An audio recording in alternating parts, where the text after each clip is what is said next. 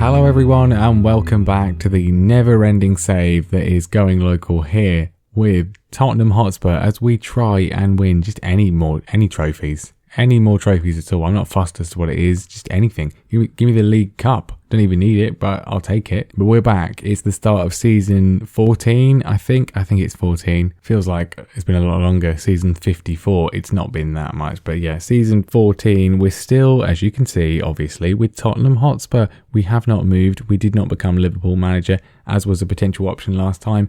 The reason we did not become Liverpool manager, they didn't even offer us an interview. Not because we weren't good enough, but because they felt it would be controversial to hire us, which I suppose is fair enough.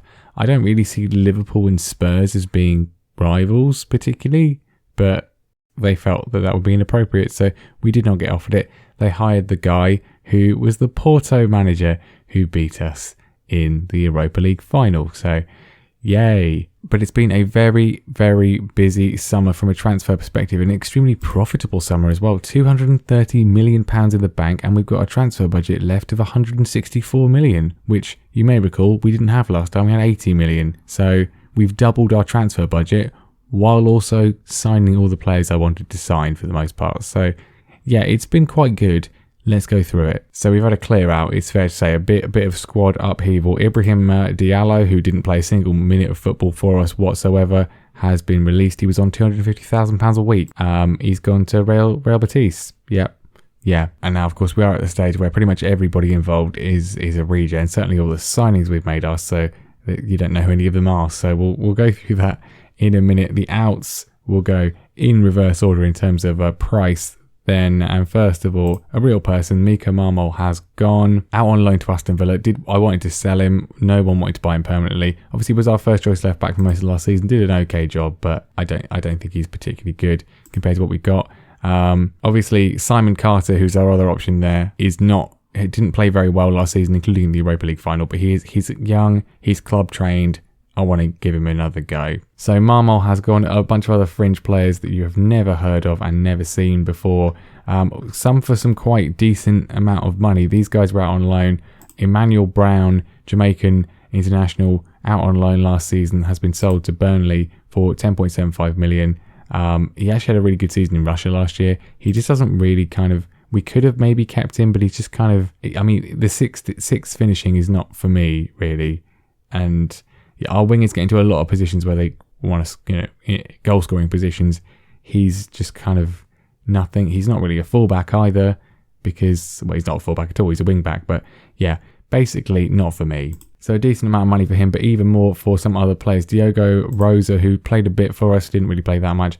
Attributes wise, really good, but he has gone to Portugal, to Benfica, £19 million. It's a profit, so not too bad. Also going, Kyle Phillips, another sort of winger who was out on loan last season. Again, decent. We could maybe have kept him. Nothing spectacular. I just felt like we didn't. Again, club trained could be useful, but I just didn't really feel like we really needed him. £21 million from Newcastle, so yeah, thank you very much. Was on loan at Empoli last season and did terribly, so yeah, I'll take the money. Dane Scarlett has gone to Benfica as well. This was sort of a pre-agreed transfer based. He was there on loan with an option to buy, which they triggered. I would never have let him go because he's really good. I don't know why they did, but that's the AI for you. It's really stupid. Some decent money for him though. Decent money as well for Marcio Laga, one of our many right backs. He wanted to leave. Probably one of the better ones overall, but we never really played him. He was unhappy, and we've got £26.5 million from Lyon. It's a massive loss on what they paid for him last summer, but more fool them. Also, loads of money for this man, Aymar Bautista. He was out on loan last year at Monaco. Didn't do particularly well. Again, Newcastle want to buy our random loan players, £28 million. He's not really very good. He's not very good defensively. He's not very good offensively. He's not even quick. I don't get it, really. Don't need him. Another right back. Literally don't need him. This one is maybe an issue. Diogo Azevedo, who was the first choice goalkeeper initially, some really bad performances didn't create a good first impression. So we dropped him for Bazuna. He's now gone. We'll talk about it when we get to the signings. This might be a mistake, but anyway, £30 million from Bayer Leverkusen. It's a profit, which we'll take. And last, but by no means least, because I wasn't intending to do this, but when the bid came in, I couldn't really say no. Diro Vukshar, who on paper, when we joined, looked amazing. Theoretically should be absolutely incredible. And yet his performances were at best underwhelming, probably more accurately, really bad. So when Barcelona said they would quite happily pay £80 million for him up front, I said, thank you very much. Because, I mean, first of all, it was a massive profit. Second of all, yeah, he just wasn't very good. I don't remember him ever doing all that much last season. He lost his place in the team to a 34-year-old. I'll take the money. And it's money that we will hopefully be reinvesting in someone that we'll talk about in the end, because that deal's not gone through yet. But the rest of the business we did before that one even came up. In terms of signings, we've made a few. Well, I think that I'm happy with all of them, really. Obviously, signing English players is an issue because they're really expensive. And also, there's just not many of them. Goalkeeper has been a big issue. Jonathan Mason is the man we got in. He's not going to be first choice. He's probably not even going to be second choice. But we've signed him from Birmingham. I think he could be a useful option for us. Only £5.5 million. He's conceded a lot of goals in the Championship. He's not got many clean sheets, but he's the best real option we could get. The best in terms of attributes goalkeeper available is Aaron Ramsdale, who's 35, and according to my scouts is Championship standards. So I'm not really sure. He would want over 100 grand a week. No thanks. So we've gone with Mason, who's a bit younger, a bit more sort of resale value potentially. I think he looks decent. He doesn't look spectacular. He looks decent. He's going to be competing for that number 1 jersey with 2 other people, Bazuna and another gentleman who we'll look at in a minute. But moving into the outfield signings, well, I think we've made some really decent ones. This man first, lowest price, Lars Esters joins us from Burnley. He's just going to be signed as the backup to Brandon Downey in the sort of Mazzala role. The star rating doesn't say he's all that amazing. Only 3-star potential, 2.5-star current ability. From the perspective of his attributes, is it just me? Or he looks ridiculously good. Like, he looks absolutely nuts. Physicals are great. Long shots, vision, work rate, first touch and passing, flair. He's like exactly what we need. He's left-footed as well, which is perfect for the system. Apparently he's a Championship level player. Well, he only got 1 goal and 1 assist for Burnley last season. But for £28 million, I think this could be an absolute steal. I think he could be amazing. He could be a flop, but I think he could be amazing. Also joining us for £31 million this time from Porto, one of potentially 2 players we're going to sign from Porto, Jamal Skeet has left the Europa League champions to come to the Europa League runners-up. 24 years old, never been capped by England, left back. Hopefully we'll solve our left back issues. As said, Simon Carter, I'm going to give him a chance. If he doesn't deliver, then we've got Skeet here to come in. He may well end up starting. I'm going to start Carter for the first game, but Skeet is here to replace him if need be. Really well rounded, exactly what I want in a fullback. Defensively solid, great work rate, great teamwork, and can go forwards and attack as well. This is, for me, physicals are good too, the ideal fullback really. And now this man is a little bit of a risky transfer, not in terms of him being good enough, but in terms of one thing and one thing only in his cons, which is gone. The scouts said he had it, the coaches don't agree, but if we look at this is the problem. He is extremely injury prone, but anyway, hopefully he'll be alright. Erdem Chabisi has been signed from West Bromwich Albion for the price of £35 million, but as you can see, he was actually signed from Tottenham with a percentage of next sale clause added in by the AI, unusually sensible. So actually, it was only £33 million, got a £2 million refund. I like that very much indeed, and I like this player as well. He's never been spectacular in terms of his performances, but for me, as a box-to-box midfielder, which we kind of didn't really have anybody really suitable for that role. Ferencina obviously played there last year, did okay, but he's more of a defensive midfielder, and that's where he will be playing this season. But this man, Tabisi, is going to be starting for us, I think. He's not perfect, but the dribbling is good, long shots is good, finishing is good, work rate, marking, passing and tackling, positioning. Every attribute that I would want for a box-to-box midfielder, he has got at least an 11 in it, which is pretty hard to come by, and certainly for that price. He's not Juan Matthias, but we're not going to get Juan Matthias at a Europa League side. So for the price, I think he's really good, actually. My only concern is the injuries, but hopefully he'll be okay. And lastly, in terms of confirmed deals, possibly the best transfer we'll ever make in the entire save. Strikers were a concern for me. Liam Delap is still here, but I want to sell him because he's rubbish. Kouassi is still here. He doesn't want to be. We'll talk about that in a minute, but we're probably going to keep him, and just because no one else is going to be able to afford him, and repurpose him as in another position.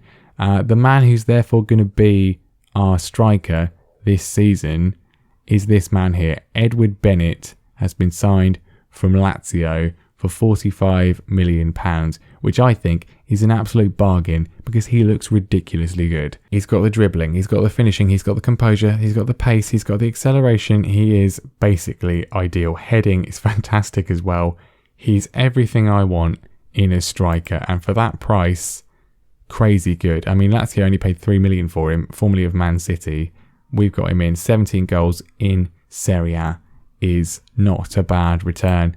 I think he could be outrageously good, but we've had bad luck with strikers. I think he could be pretty special.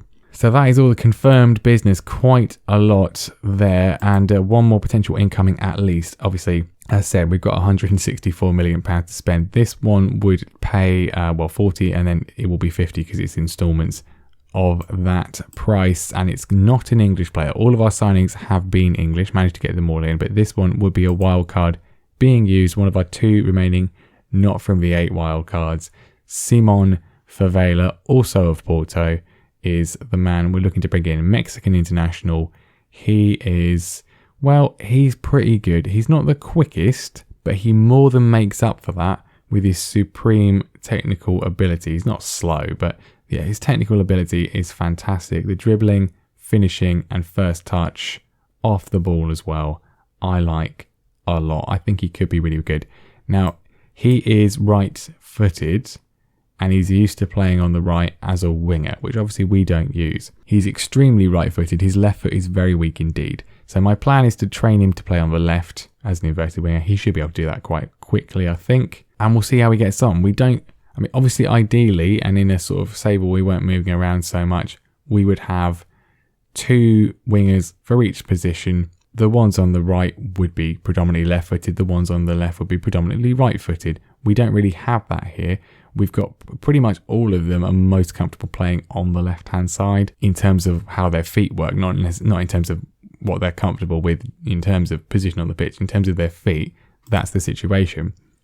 So we're bringing someone else in who's going to be in that situation too, which is potentially an issue. But I think because Caldera plays so well on the right-hand side, and actually because Kouassi, who is, actually really well suited to playing on the right, and he's left-footed, I think he's probably going to maybe even do better there than he is as a striker. I think this will give us a nice blend of options. Obviously, Barco he's aging, and yet he's playing really well, so that's good, but we'll get someone else in for him.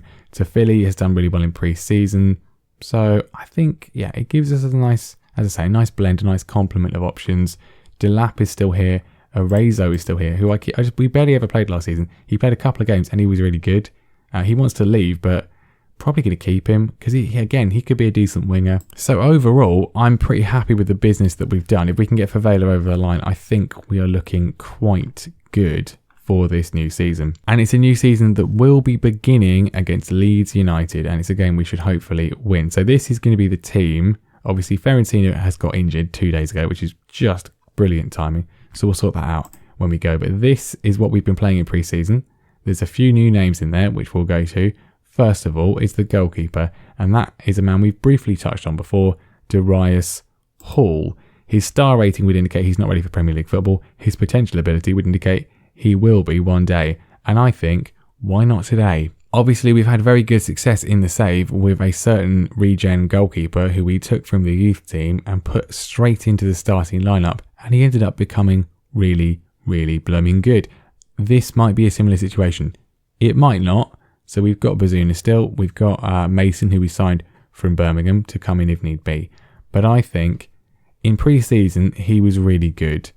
I'm going to give him a chance, at least this first game. Obviously, there's a lot to work on in terms of his mental ability. He's extremely young. He's only 19 years old. His technicals as well. They will only improve. And I think giving him game time will help him. Maybe it's too soon. I don't know, but he's going to start the first game. Also, a new name for us in terms of starting lineup is this man at right back, Benjamin Burgos. He was out on loan last season. Did pretty well for Salzburg there. I think he looks really good, and I'm going to give him the go right from the get-go, right from the start.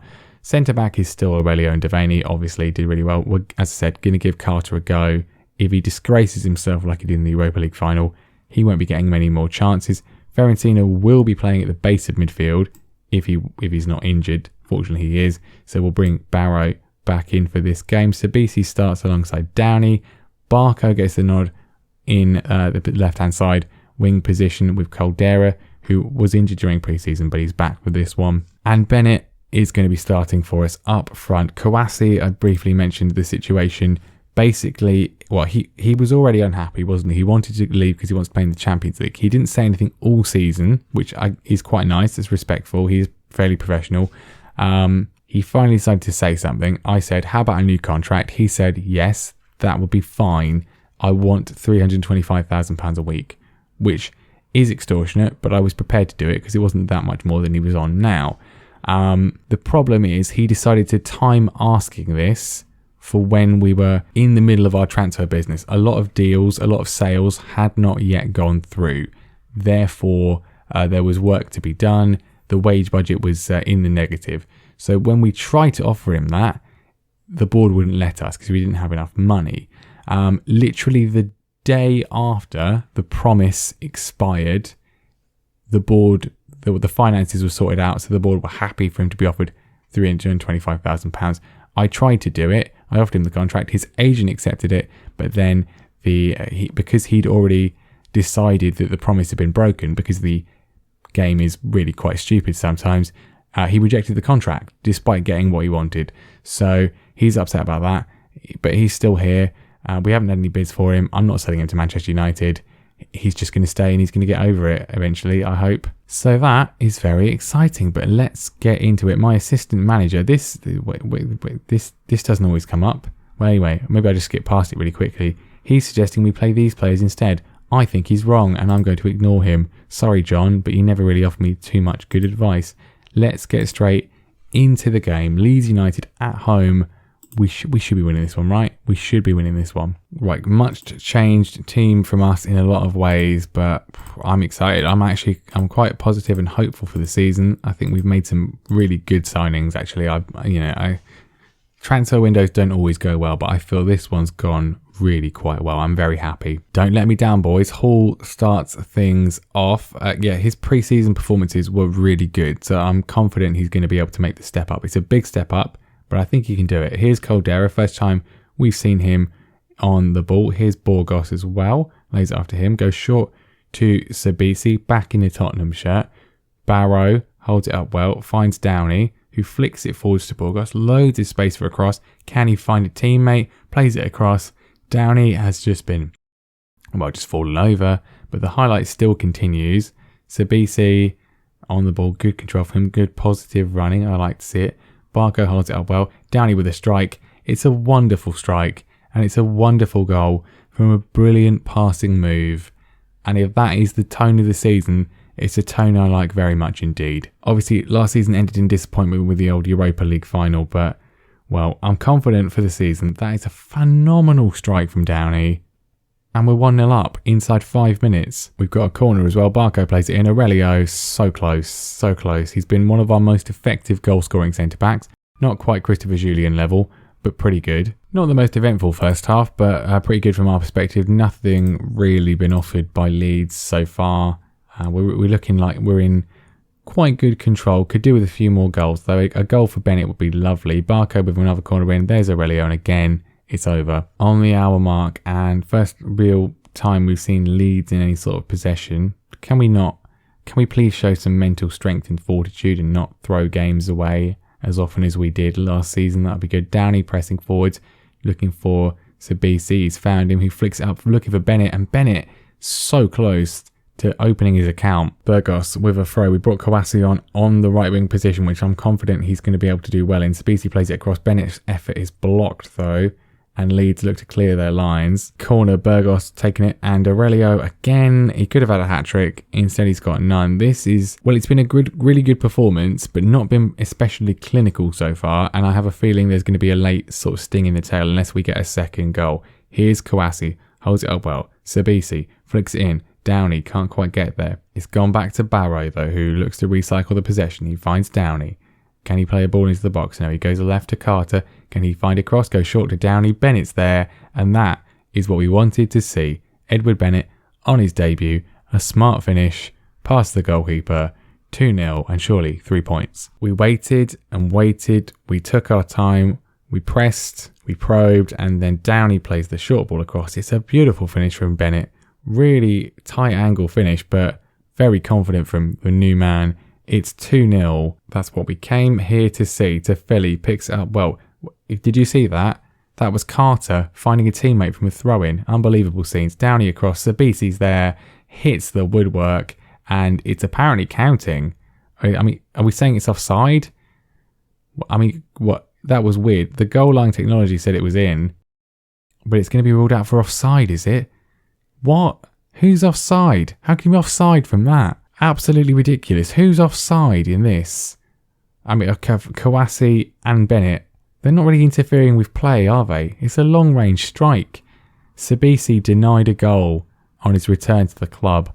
Unbelievable stuff. Into injury time, so obviously there's a highlight because we're not allowed nice things. Sabisi with a relatively dodgy challenge, which just seems to be okay. As Leeds coming forwards again in search of what will hopefully only be a consolation goal, because surely we're not going to throw away a game which we've been so dominant in. Tefeli cuts it out. Good work from him.